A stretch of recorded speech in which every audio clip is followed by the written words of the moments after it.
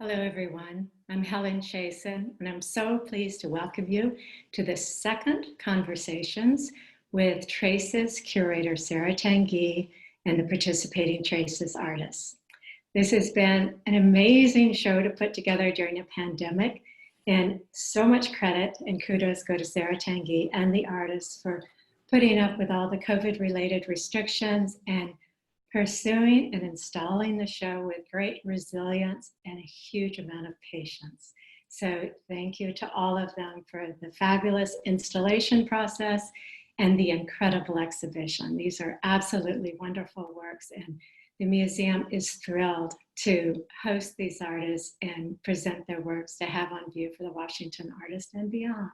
And it is in keeping with the legacy left to us by David and Carmen Krieger to support Washington area artists. And we are so thrilled to have this exhibition on through January 16 and to have these artists grace our galleries and grounds as well. Sarah Tanguy is known to many of you, I know, and very well to the Krieger Museum. And I was so happy that she agreed to curate this show. Most of you know her, but a brief bio is in order.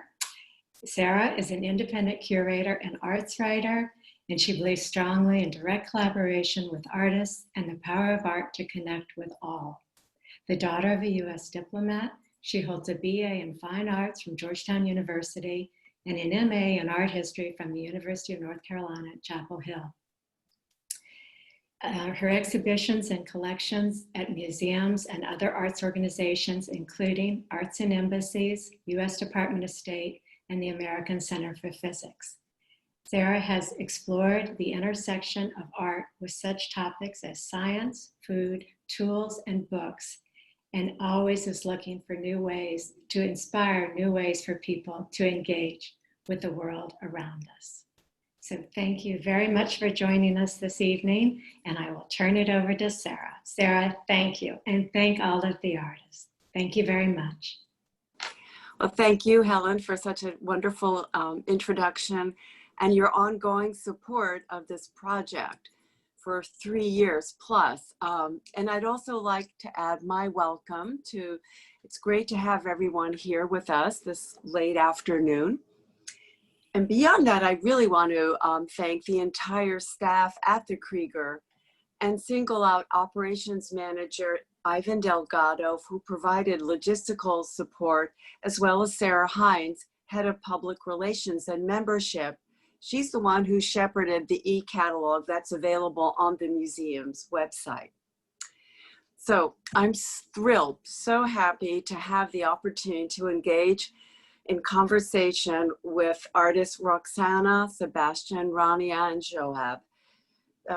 As you can imagine, we had all hoped to have our first grand reunion in person at the opening, or maybe even a preview, and that certainly is not something that's possible right now, but at least we have this time together. And I think, this will be the first time that some of these artists have been in the same virtual room together, if you will. And so they'll have a chance to talk with each other and ask each other questions. Before we actually start the presentation, I'd like to give an overview of the exhibition, show some images of the artist's work to provide context. Then we'll talk for about 40 minutes and open it up to questions afterwards. And I'd like to remind you that this program is being recorded, and for you to use the Q&A function to ask questions. Alrighty, so let's get going. So as I just said, I've been working on Traces for about 3 years now, and it's definitely changed over time. The concept, however, of Traces has remained constant, and it's an idea that I've been interested in for a long time. And one of the things that fascinates me about Traces is that the word, I should say, can function both as a noun and a verb, and the roots are actually Latin, so it can either mean a drawing or a tract, or to pull or to draw. And in Middle English, it got to acquire a new meaning of a path that someone or something takes. Then, of course, with COVID, traces, you know, became such a buzzword and continues to have incredible impact on our lives right now, just the idea of tracing. So the other thing is, as I was trying to select the artists in the show, I wanted to get as broad, you know, as big a variety as I could to this idea of traces in different media. So the artworks in the exhibition really look different, and they have different materials. And I'm really happy about that. I do think, though, that when they all started coming together, the works, including several new works that kind of threw me a curveball last year, but it was a curveball that I welcomed. So as I was working on the exhibition this year in 2020, there were many works of art that I did not know what they were going to look like until I previewed the show in September. Having said that, let's go back. A few things emerged. And one was this sense that all the works, for all the artists, time is no longer anything linear. Time is very malleable. It can be stretched. It can be flattened. It interweaves present, future, and past in all sorts of interesting ways. And that comes, I think that shows up in the narratives they spin, but also their use of materials. And also in terms of use of materials, I love the way that each one of them engages their materials, really has a dialogue with them and listens to them, listens to what these particular materials tell them or guide them to do.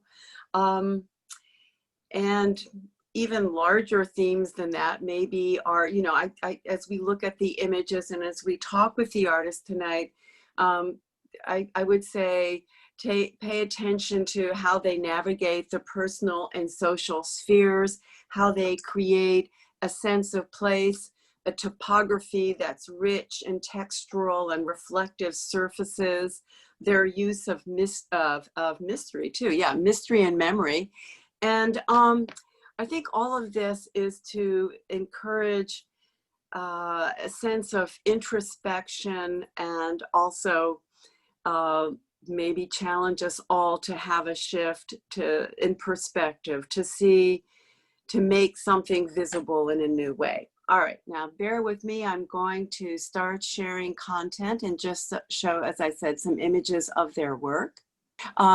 This image is a combination of the graphic design that Rania did actually by day. She's a professional designer. And then the background is a detail of Billy Freebell's, one of his ink on mirror drawings. Okay, now we're in the lower gallery, one of the two lower galleries, and we see an overall view of Roxana's, the works that she has in the exhibition, and some were made specifically, some are new, and some are a few years older.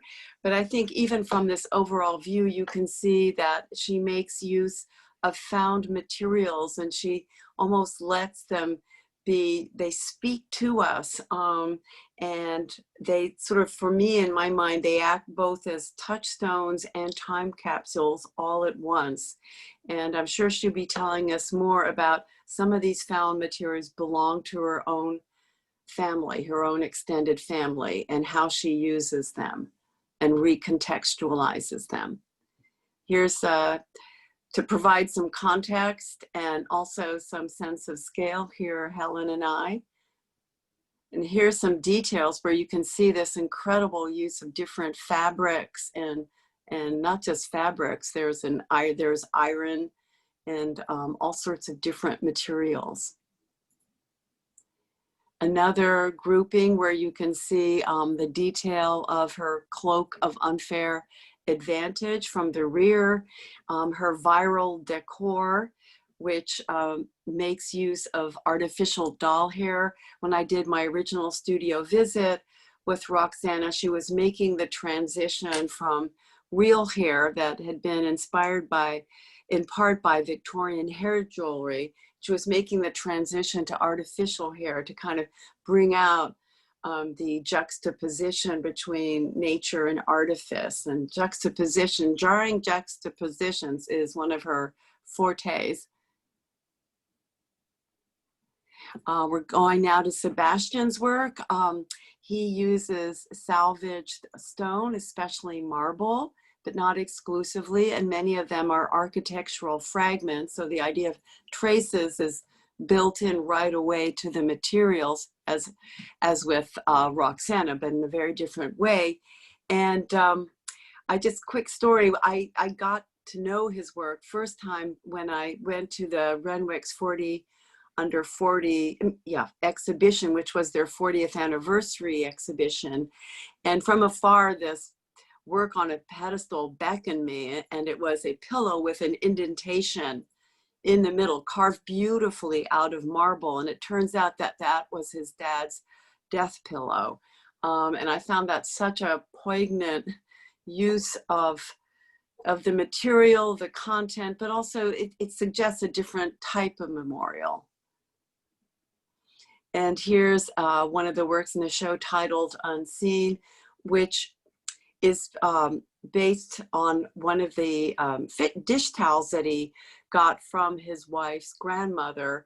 And of course, you can't see the amazing detail that is going on here, but trust me, it is. And I encourage everybody to see the exhibition in person if you can. But the title also suggests that he wants to talk about unrecognized labor, unseen, the overlooked detail in his work.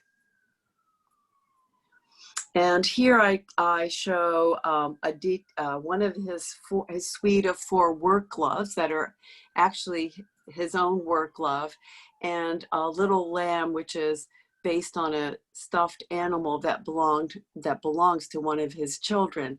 And I wanted to contrast this with the baby lamb with the stuffed teddy bear that was inspired by a photograph that Sebastian saw that was taken at the U.S.-Mexico border, and it shows a little teddy bear being pulled in opposite, diagonals by the adult parent on the upper right, and on the lower left, the imprint of a child's hand. And I think it's just, it's definitely a way to talk about how, his work addresses both personal and the social spheres, but in a very, very passionate way, and with a political edge in this case.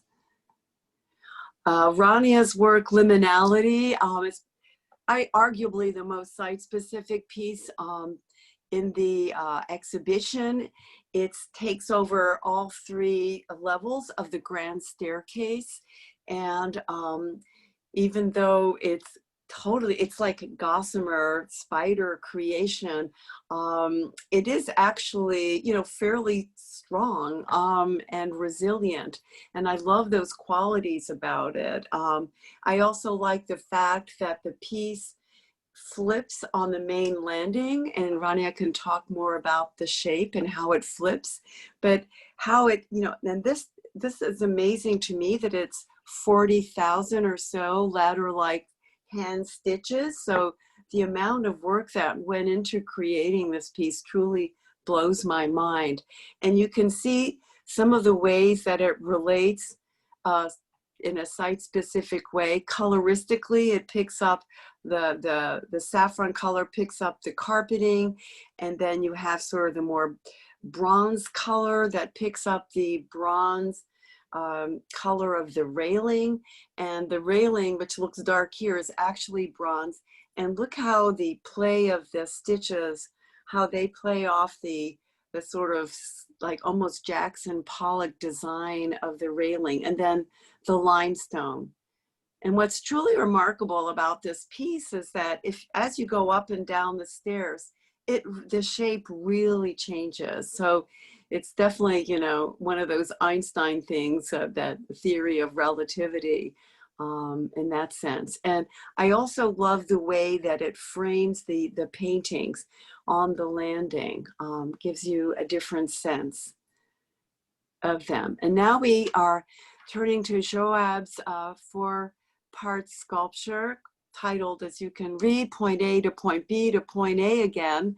And, you know, when I first approached Johab, I thought I was going to get some paintings, maybe an installation, maybe, you know, that addressed the Amazon and climate change, the fires and the inroads of the illegal loggers. And instead, when he showed up and we did the site visit, and early this year before COVID, you know, caused the lockdown, he said, no, I want to do something like this. And I'm like, wow, okay, you know, and I thought, well, this is so different. But now that it's up and now that I've spent time with it, I truly love it for many reasons. And I think just like Rania's piece, I mean, the materials are the message. And you could argue that with all 4 of the artists that'll be talking tonight. The use of plexiglass for its ability, you know, its transparent qualities, its reflective qualities, and also the fact that it's a fragile material. So if you look at this piece as kind of the use of the universal language of abstraction to talk about the human condition on a personal and on a larger societal level, it really functions, that sense, especially now under COVID, of are we going forward, are we going backwards, you know, and where are we exactly? And here it's actually, so these letters are on 2, it's kind of still hard to see, but they're on 2 plexiglass sheets stacked together. And here we are again. You see they cause reflections, but also you can see through them. There's a sense of depth. You can see in this close-up. And one of the nice things that's kind of serendipity when I did see the works in the show in person is that if you look carefully on that middle band, you can actually see the suite of photographic prints by Antonio McAfee reflected in there. So I think this piece really, really captures the sense of reflection, self-reflection, introspection. Okay, I'm going to stop now. We're going to bring the artist back.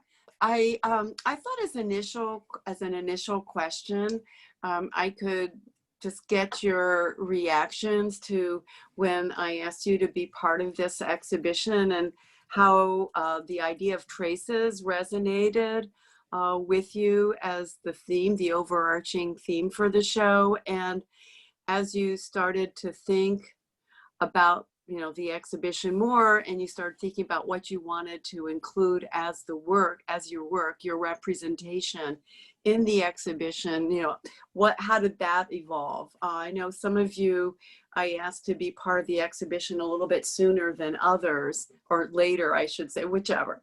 But it's addressed to all of you, so feel free, whoever wants to start first. Roxana, you're unmuted. We'll call on you. Well, I'm very excited to be having this talk and seeing, I haven't met you guys, the rest of the artists, so hi. Let's see. So I was thrilled to be asked to be part of the show. It made a lot of sense to me because I had been making this work about my extended family and its relationship to American history and the history, particularly I was interested in the history of race in this country and the way that my family fit into that history. So it felt very natural to me. But I was also at that point when we talked, Sarah had just had a show of some of that work and was sort of in an awkward transition period. So I definitely was kind of scrambling to figure out where I was going next and how I was gonna, you had asked me to make some new pieces and I was trying to figure out how to make that work. And I think actually that the real inspiration came out of our conversations. You and I share some aspects of our backgrounds, and talking about our family, our mothers, especially relationship with antiques and objects, you know, in the house, you know, decorating and decoration. Made me, that sort of shifted my thinking. I had been thinking about my family's relationship to race, but then it sort of made me start thinking about the interesting intersections between a love of beauty and the way that our interiors, our houses, are both these sources of comfort and beauty and self-expression, but also of status and class. And so I think that's part of the reason that the new pieces that I made for the show focus more on that. They're sort of more object related. I was thinking more about sort of decor and those issues. So. Okay, great. Who wants to go next? I can talk about my work. Okay. So when we first started talking, it was 3 years ago, and my work was, I was combining more painting with my knitting then. And in the past 3 years, my work has slightly shifted more towards using more fiber in my work. And when we did a site visit a year ago, I had just before, like a week before that, deinstalled my piece at the Smithsonian Arts and Industries building, where it was like a 40-foot tall piece suspended from the ceiling. And so that sort of led me into like new directions in my work, where I was focusing more on fiber and less on the painting. And when we visited the space with Ivan, who you mentioned earlier, we were walking around, and like usually the exhibits happen in the gallery in the basement. And because of that piece that I had just done, we started to talk about ideas of exploring another space, which ended up being the stairwell. So that's sort of how that first came about. And from there, we were trying to decide if we could suspend it from the ceiling, and that was not going to happen. And then from there, we moved on to looking at the points along the staircase that we could use for this. And in that, it sort of led to, it helped me explore more the idea of traces as well, because of the different points of connection that happen along the staircase. And so that sort of influenced how the work came about, based on the nature of the space, and how people move through the space, and liminal spaces that aren't always used in certain ways, or just like spaces of transition or thresholds. So that's sort of how my work came about for the show, and how it developed over the years of talking about the show as well. I know. Okay, Sebastian, do you want to go? Unmute. There you go. Took me a second. Hey, yeah, I'll be honest, I don't remember how long ago we first started talking about the show, because time has no meaning anymore.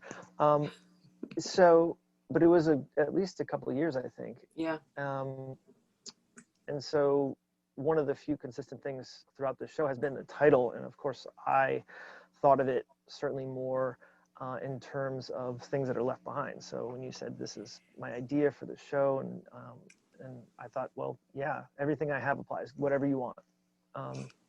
So, you know, I think that in a lot of ways that all pieces that I'm doing is that in general, they come from somewhere else. So, you know, obviously everyone kind of looks at stone carving and thinks that there's this traditional history behind it, and it has to be very much about, you know, that tradition that runs through the Renaissance and art history. But I'm more interested in the piece's specific history of the stone itself, not so much where did this come from in terms of the craft behind it, but where did that stone come from itself? What was its story, and how does that relate to the piece you're looking at right now? And also the other thing too, in terms of the history of the stone, you know, in many cases, they're marks left by previous carvers. Is that right? Yeah, So, those are usually the best ones. yeah. But often, yeah, the stone, because it's in a lot of cases borrowed from various construction sites around often Baltimore City, where I'm located, they, you know, the backside, the unseen part of the stone was left hewn. So you'll have the actual marks of prior masons that are still visible on a particular part of the block or something like that. Or you get a lot of what I think of as live edge. So basically the parts of the material that were broken, usually during a building's demolition or at least during its dereliction. Cool. And now Joab. All right. Hello, everyone. It's nice to see you all. Gosh, for the first time. I really missed to be in person. So let's talk a little bit. Yeah, I think you invited me probably around 2 years ago, I think, for this. Or a little bit less than 2 years, I would say. And when you invited me, you got me sort of an end of a big research that I was doing. You know, I was doing this big research about the impact of urban development in green regions, especially in Brazil, right? Probably, obviously, you already know that I grew up in Brazil. So I was doing this investigation, that research, went to Brazil on a field trip, finished that research there, then got back to America and showed a lot of work in 2 shows here. So I was very tired.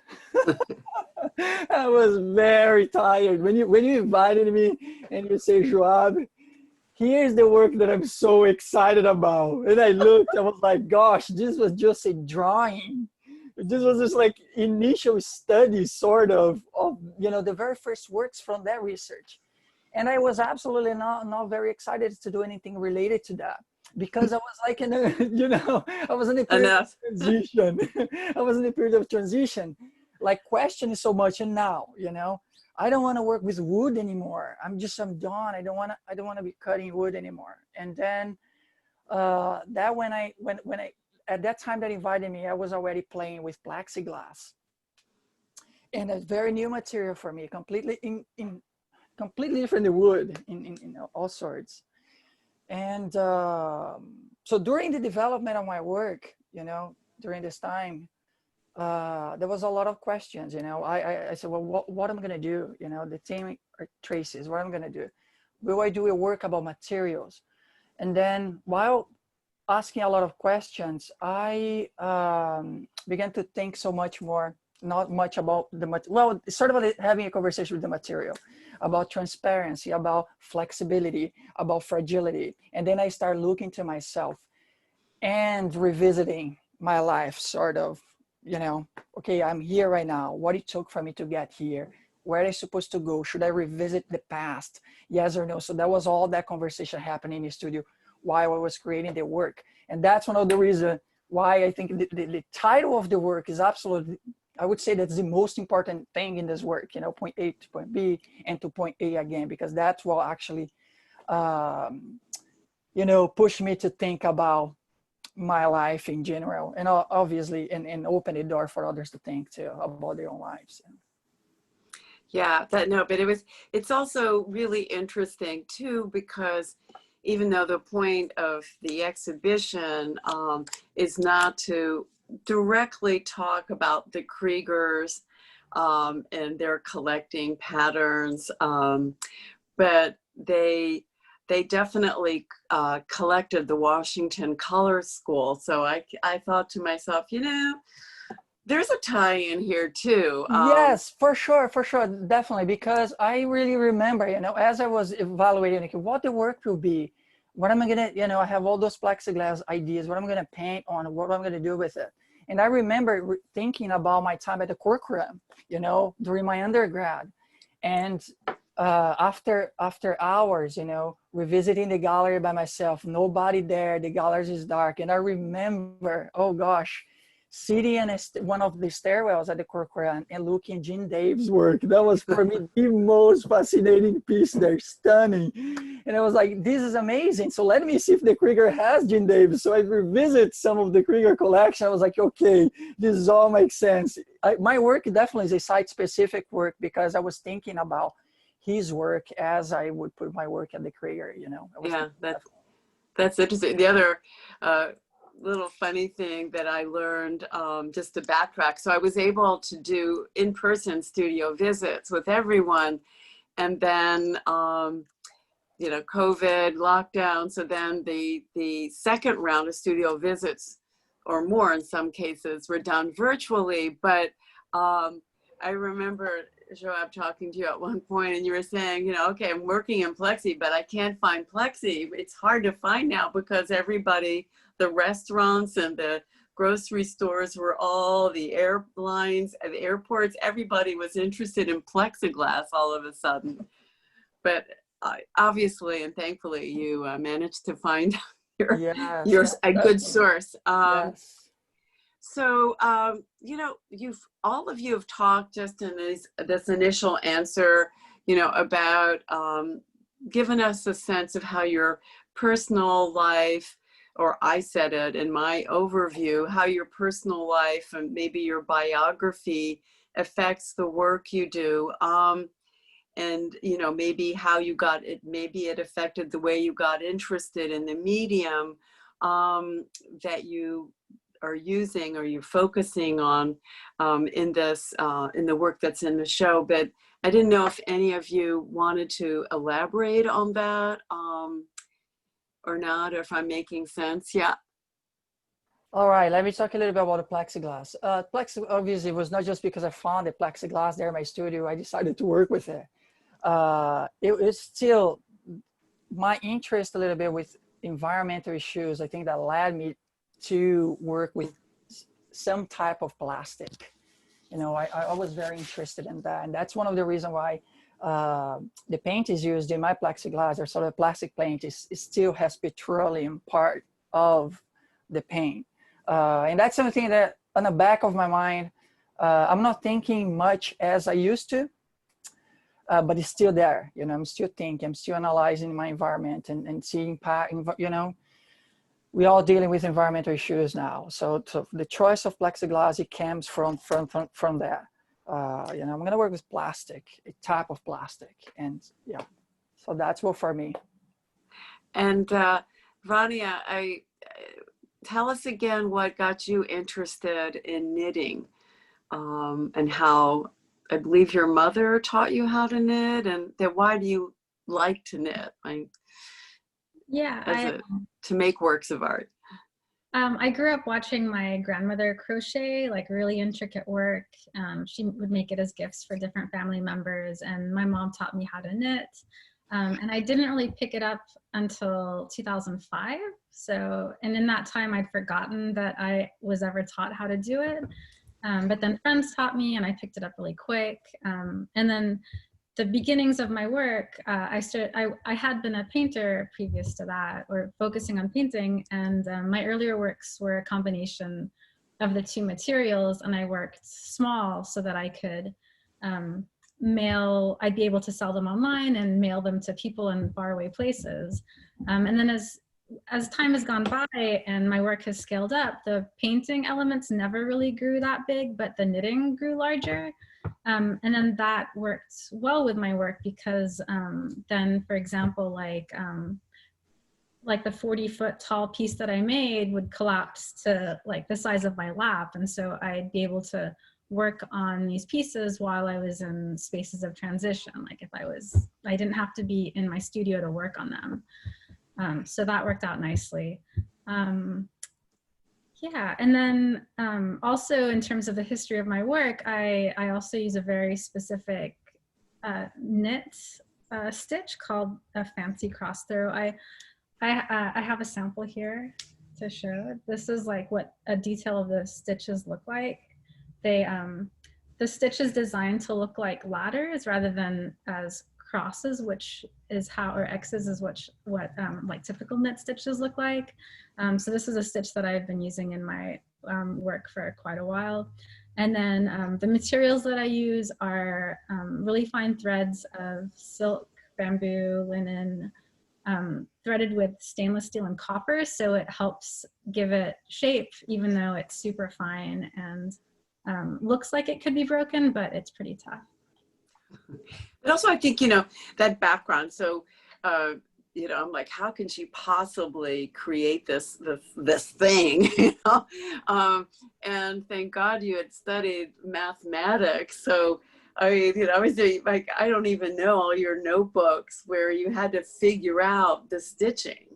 Yeah, there's lots of calculations that were involved. So, right, so my background in maths and then design helps me also figure out how to scale the pieces up. So for the Krieger Museum installation, I was working from plans that Ivan had shared. And between the time that we did this site visit and install, pandemic had happened. And so there wasn't really time to get in there and look at the space. So I was working from numbers, knitting a piece that collapses to like this like big. Insane. There's like this, there's a surprise factor in working from these numbers and calculations and not really knowing what it's going to look like until I'm in the space and installing it.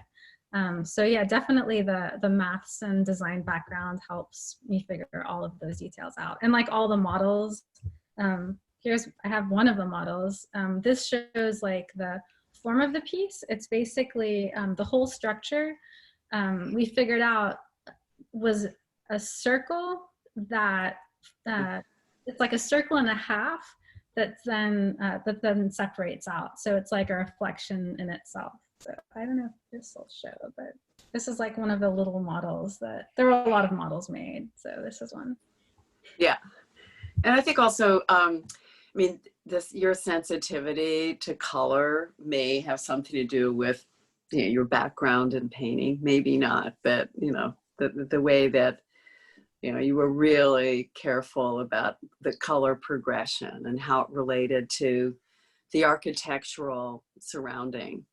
Yeah, even when I was painting, my color palette was really tight. Like I would I was painting flesh tones, then I'd work with colors that maybe 5 or 6 colors. And then with my knitting, I'm not dyeing the material, even though it looks like it's dyed. It's just different threads that are switched out. Here's like a sampling of different tones of thread that I switch out or pair up to get the colors to shift like that. And I'm going to ask Sebastian now. So you have a whole nother life, if you will, that involves stone carving. That's more, if you will, commercial, but I find that really intriguing that, one of your most recent projects is working on the Eisenhower Memorial. And, I didn't know if you wanted to talk about that, but also how, what kind of training do you have? I mean, I know how to carve marble too, but it doesn't look like what you do. I mean, it's a very labor intensive kind of work and very exacting. And as I said earlier, it's a total pity that we can't fully appreciate all the nuances, but they're just incredible nuances. And that one piece titled Unseen, of the dish towel, you really, if you're there in person, you can really start feeling the gravity, the effect, the force of gravity on and the way that you've carved it. So if you could just talk a little bit about that. Sure. So yeah, I work quite a bit on, like you said, kind of commercial work that's in and around this area. A lot of it is kind of governmental institutional work, a lot of colleges and universities, obviously government buildings and things like that, ecclesiastical work. But the training that I had was actually at a stone company just outside of BC in Manassas, where I trained primarily under a carver named Tim Johnston. And basically, a lot of people come to the kind of work I do now through graphic design, for instance. And so my undergrad degree was in commercial design. I was an illustration major, but I was actually coming to stone carving from the direction of wanting to make sculptures out of it. So I was an apprentice at the stone shop for about 4 years. And so most of what I was learning there was very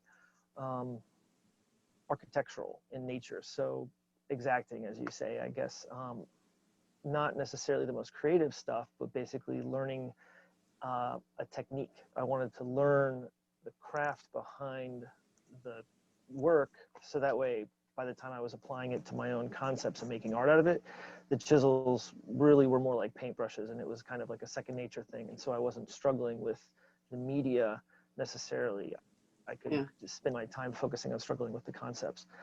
So yeah, a lot of my current and early work is in and around the DC area. So the Eisenhower Memorial, for instance, I was brought on by Nick Benson to carve with his team.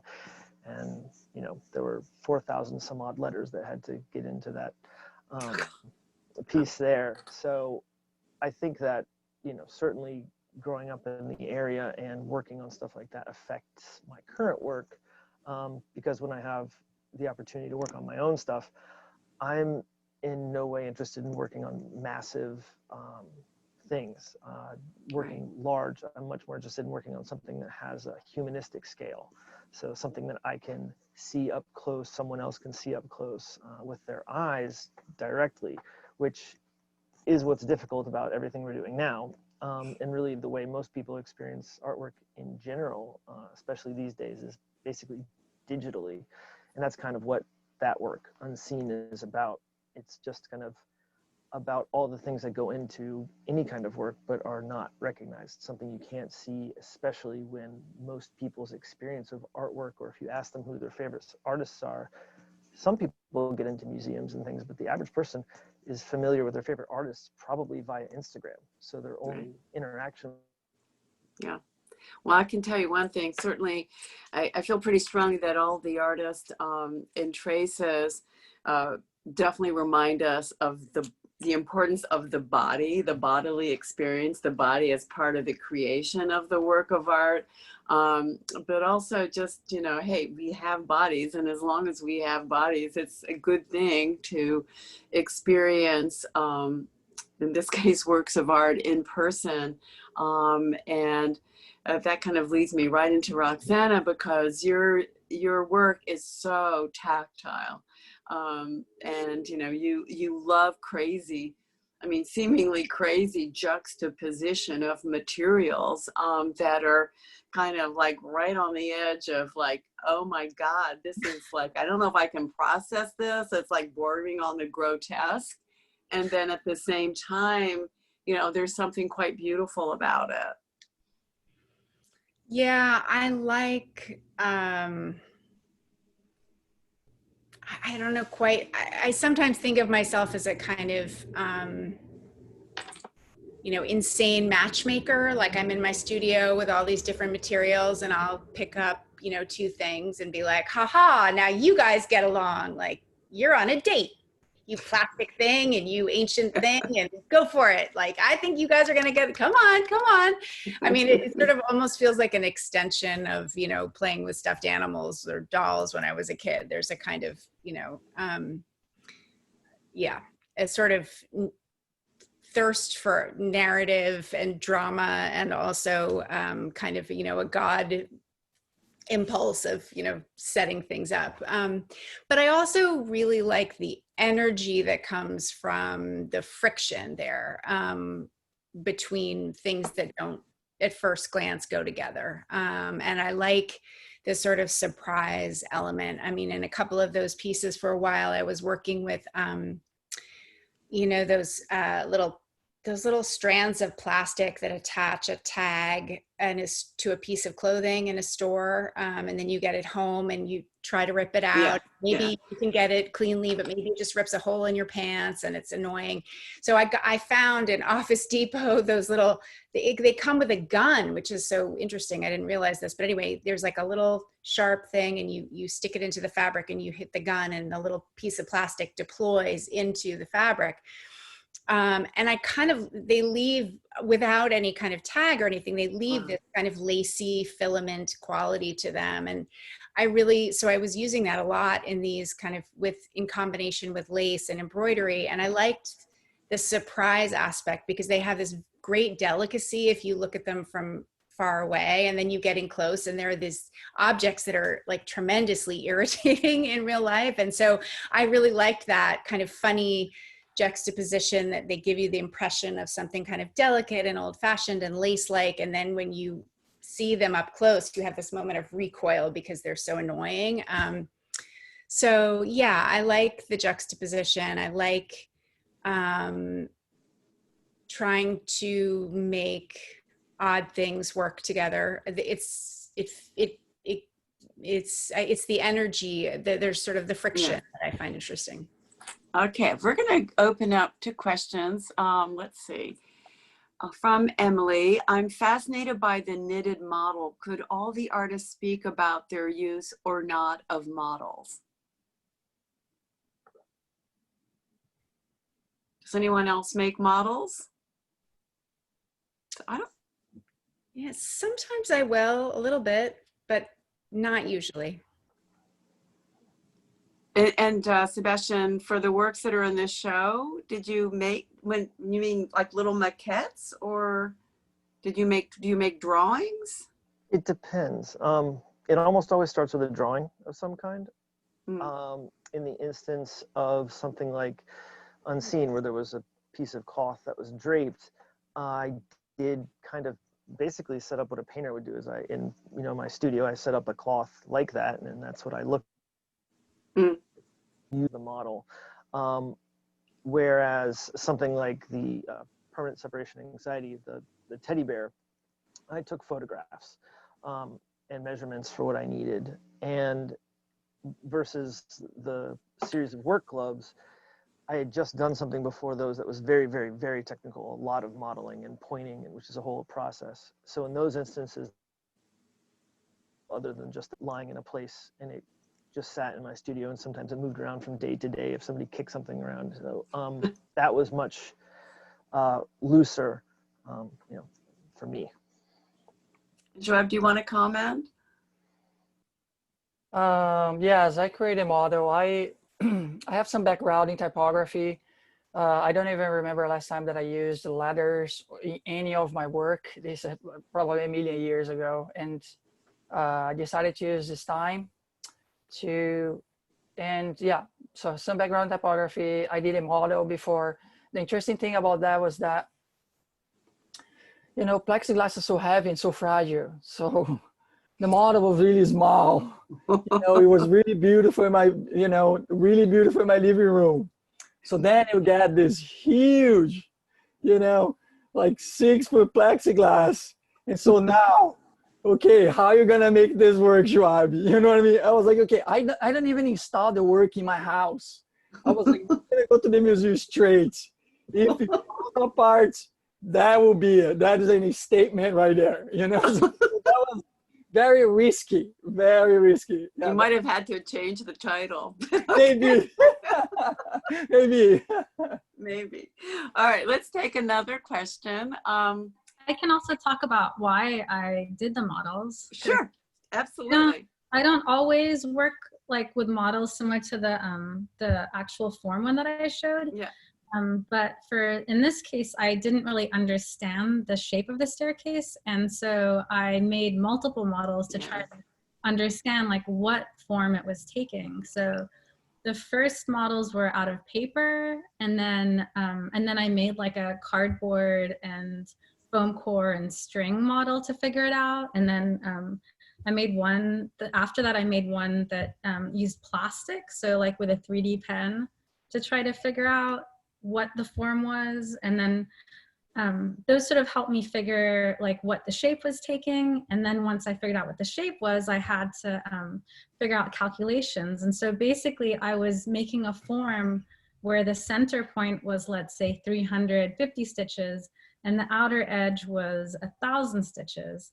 And then I had to figure out what the calculations were between the inner core of the piece out to the edge and how many I had to increase every row and that kind of thing. And so this model is what like in knitting, it's like it's a basic swatch, a knitting swatch. And it basically, from this, I'm able to measure like how much space each stitch takes and then how long each stitch is. And then from there, I'm able to calculate how to increase it to fit. So that's sort of why I needed models to understand the space and the form and how to scale it up to work in this space at the Krieger Museum. And also, I think in your case, I mean, I think with all the art in the show, you can talk about the idea of reflection and self-reflection and introspection. But in your case, because it flips, the shape flips. I know when we were talking, you had talked about how you'd been inspired by trees or maybe mushrooms, generally speaking, vegetal plant life, where you have above and then you have the whole life that's going on underneath. I think, you know, it wouldn't have been the same had it just been one long form. The fact that it flips at the main landing, I think, really makes a big difference visually, but also conceptually. Yeah, and we had been talking about trees and the idea of trees, and as above, so below, sort of similar to how you see like the branches of a tree versus the root network that you don't always see. And then at the very end of and then I was also thinking of it as like a tree trunk growing. And then at the very end of it, I was looking up like what the different terms are for tree trunks and how they're like the patterns that they take, and like a diagram of it looks really similar to like the top view of the knitted structure. So that was a neat way to sort of like have it tie back in at the end, where it's like, oh, we're talking about trees and it's in the piece as well. So interesting. Let's see about some other questions. Okay, from John Shields. Sebastian, I used to work at the Walters Art Museum when we loved your white marble towel on a metal rack that introduced the William Reinhardt sculpture exhibition a few years ago. Today, I read that John Waters donated his collection to the Baltimore Museum of Art, including chiffon toilet paper. Have you ever carved a translucent thin object in marble? Unmute, yeah. Thank you, John. And yeah, actually the piece we were just talking about in the show, Unseen, the drapery, if you just, sounds cheap, but take your iPhone and turn the flashlight on, shine it behind there, you can see the light through most of the folds in the piece. But yeah, marble has that kind of translucent quality at certain thicknesses and various like direction of the light depending on the crystal structure of the stone. Yeah, thanks. That was a great show. Have you ever worked in Alabaster? I have, not in a long time. I did a series of a bunch of ice cream back then, and Alabaster is like a really great analog for coconut sorbet. But Alabaster is incredibly soft, and it also doesn't do super well outdoors.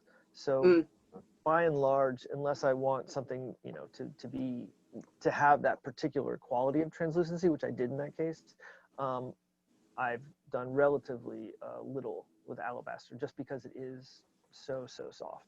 It is soft, right? Okay. So this is also from John Shields to Johab. As you suggested, plastic is a convenient blessing for cheap products and also a curse to the environment. Did you ever use self-destructing safer plexi or over general plastic? The American Visionary Museum has a great show, The Secret Life of Earth and Plastics Found on a Beach in California is the first installation. Everyone, please come. That's a great question. First of all, I do not want to work with Plexi anymore. So I'm done. I'm done. It's not because I give up on a material. My practice, as I shared before,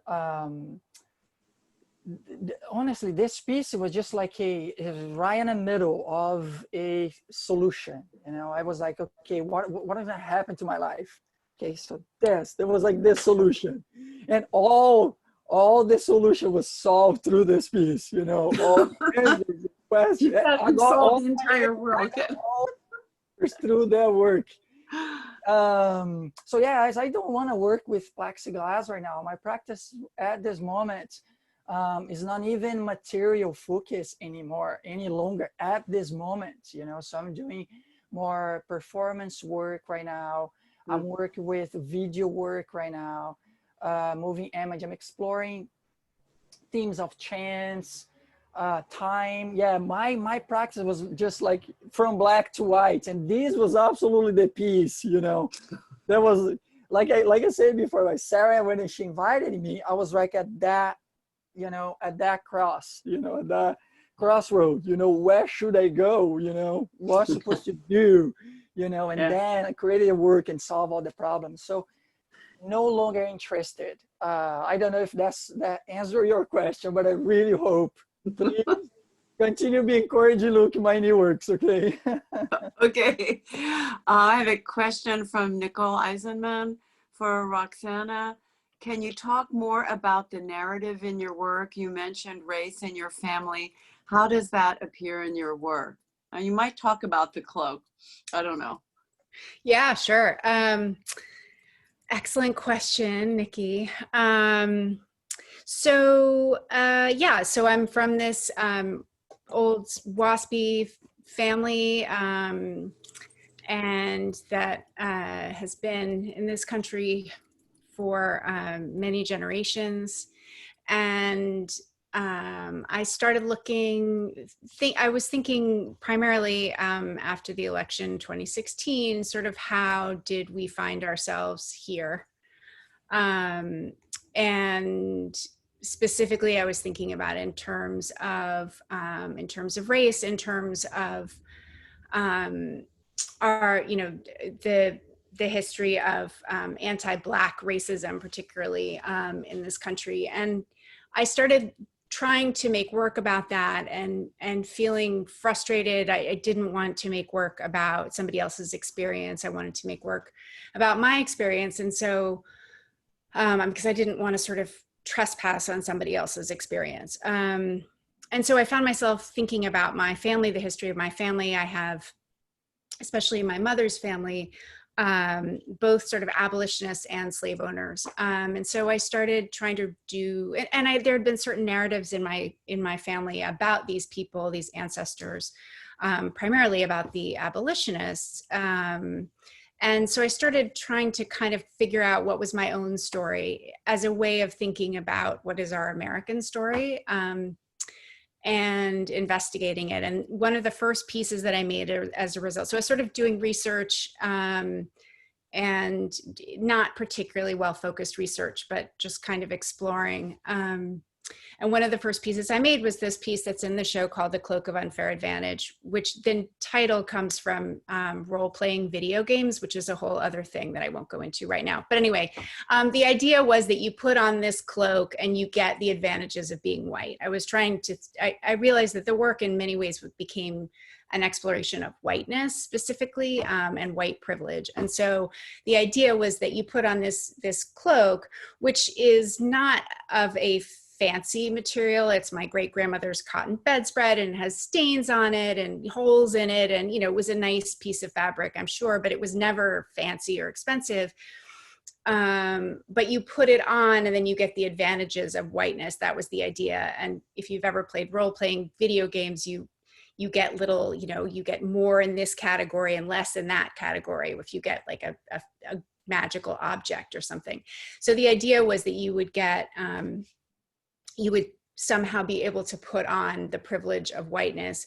But the other part of that was that it was, there are iron wrenches at the bottom, because I also wanted to make work that sort of reminded, integral to this history and this exploration of whiteness was the idea that, you know, there was an effort to sort of pretend that we're all past slavery, that we're post-racial, that all this is in the past. And I wanted to, I felt, make clear, it seemed integral to the white experience, was that we are dragging this history behind us and that it's present all the time. Its weight is felt all the time. And so I think it's interesting to me, and I'm pleased with this, but I feel like this is a subject now that just in the last few years there's been a shift in the way that we're perceiving it. And this doesn't seem like quite, this seems like a more obvious statement, but definitely I was having conversations even just a few years ago with people for whom this did not seem to be a very obvious idea. And which is not to suggest that I was so ahead of the curve. It's interesting to feel like, I can just talk about this in a straightforward way and not be sort of quite as anxious about what kind of response I'm going to be getting to this. Yeah, so a lot of the other work too went on to become a kind of response, a way of exploring my presence in this history. Well, great. We're a little after 6 o'clock.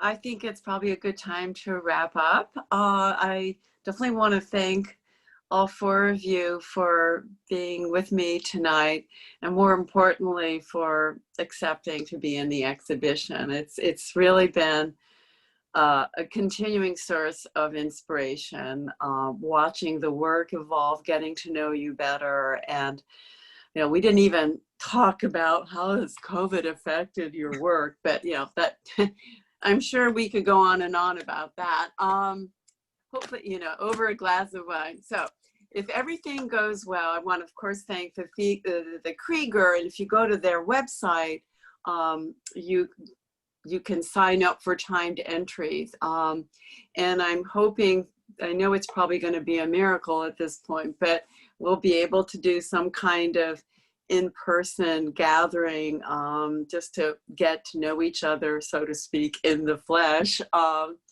and celebrate the exhibition for what I think is truly a remarkable feat. And so deep thanks to all of you, and thanks to everybody who attended tonight's program.